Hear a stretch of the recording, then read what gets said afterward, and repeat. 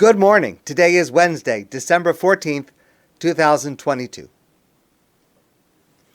The very first Rashi in Chumash, at the beginning of Bereishit. Bereishit bara Elokim. God created heaven and earth. Rashi asked the following question. Why does the Torah begin with the words Bereishit bara Elokim? And the whole narrative of the book of Bereishit, Genesis, of our patriarchs and matriarchs, and not begin with the first mitzvah, the first commandment that's commanded to the entire Jewish people, which is already in the book of Shmot, in Exodus, when Moshe tells the Jewish people, HaChodesh hazeh lochem rosh chodashim, that you should follow the lunar calendar. And this is the beginning of the lunar month. That's the first mitzvah of the 613 commandments. And if the word Torah means hora'ah, teaching, why doesn't it begin with the first teaching, with the first commandment, instead of all the stories and narratives of the book of Bereishit? That's Rashi's question, first Rashi in Bereishit. And Rashi gives an answer which is amazingly prescient for our time. Rashi says, there will come a time when the nations of the world will say to the Jewish people, Listim atem, you are thieves, you are interlopers, you have no right to the land of Israel. And therefore, says Rashi, the Torah begins, Bereishit bara Elokim. God created the world. And God promised the land of Israel to the Jewish people. And this is our pedigree. This is our proof that we are the legitimate inhabitants of the land of Israel.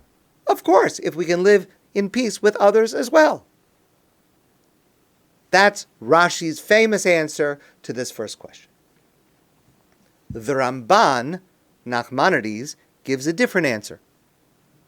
And Rabbi Aharon Lichtenstein explains that the Ramban is basing his approach on a passage we learned a few weeks ago in the Parsha of Chayei, where we have this long narrative about Eliezer promising to go find a way for Yitzchak, and he travels to Abraham's family, and he finds a girl there, and she meets his criteria.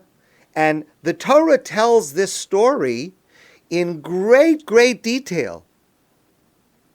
And our sages tell us that there are important lessons to learn from the sichas chulin, the everyday speech of our patriarchs and our matriarchs, how they lived their lives day to day, how they acted on a normal, regular basis. There are lessons to learn. There are values that we learn from the book of Bereishit, the narratives in Bereishit. And the Ramban explains, yes, it's true. One type of the teaching that we have from the Torah is the mitzvahs, the commandments. But there is another type of teaching, which is equally important, and that is the area of values, how we should act, what are the right values to have in life? And that we learn from the narratives. And so as we learn these narratives, we should be looking for the lessons that we are supposed to be learning that make it worthwhile for the Torah to begin with a first book of complete narratives that are essential to our makeup as Jews. And Rabbi Aharon Lichtenstein points out a crucial lesson to learn in values from this week's Torah portion. This week's Torah portion begins with the terrible disharmony among the sons of Yaakov. The brothers speak badly about Yosef. Yosef speaks badly about the brothers to his father Yaakov. And the whole thing descends into terrible arguing, fighting, violence, and all of the consequences we're going to see in this week's Torah portion and over the next weeks. What did the brothers say that was so disparaging about Yosef? What was it that set off this whole thing? And Yosef goes and tells his father, they're speaking bad about me, and it causes the argument and everything else that happens. What did the brothers say about Yosef that started this whole thing? Remember, the Torah tells us Yosef was 17 years old. And our rabbis in the Medrash tell us that the brothers were saying about Yosef, he spends too much time worrying about how his hair looks, worrying about his appearance. He's spending too much time. Like a teenager, he's spending too much time in foolish things.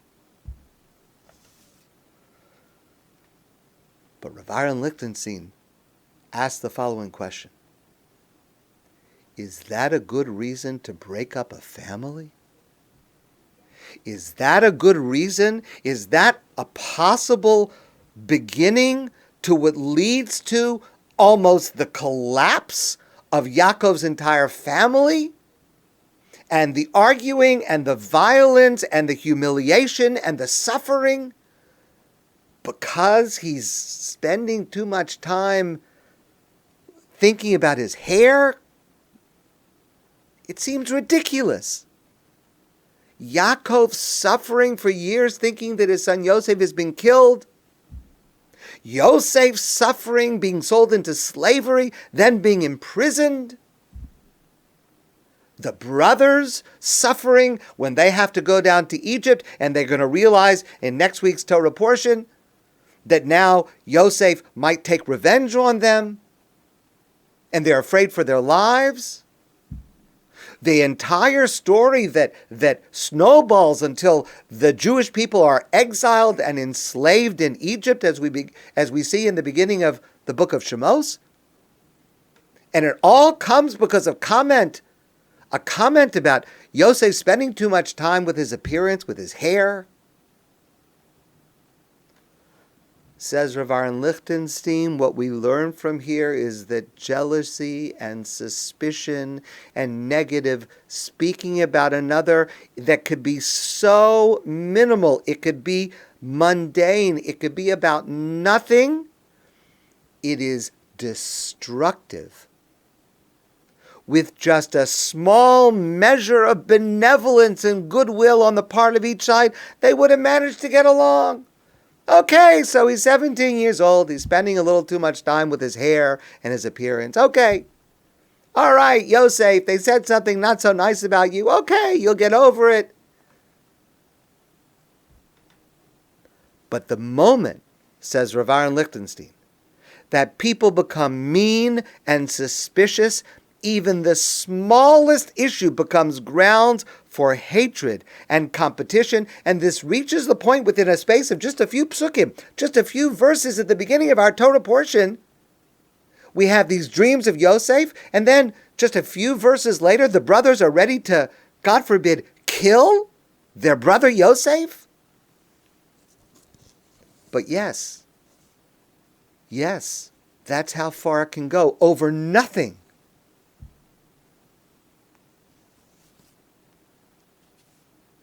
And how much further does it go?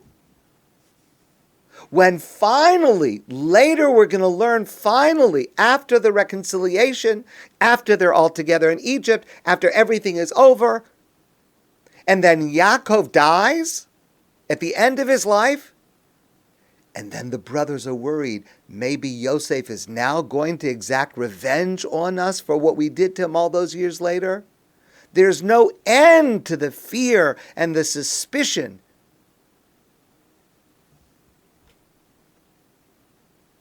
How much bitterness was stored up in the hearts of every single one of these participants over decades. How does it affect Yaakov when at the end of his life he comes before Paro and Paro says, "How old are you?" And Yaakov says, "I have lived bitter and sad years." His whole life is colored by this terrible, drawn-out trauma.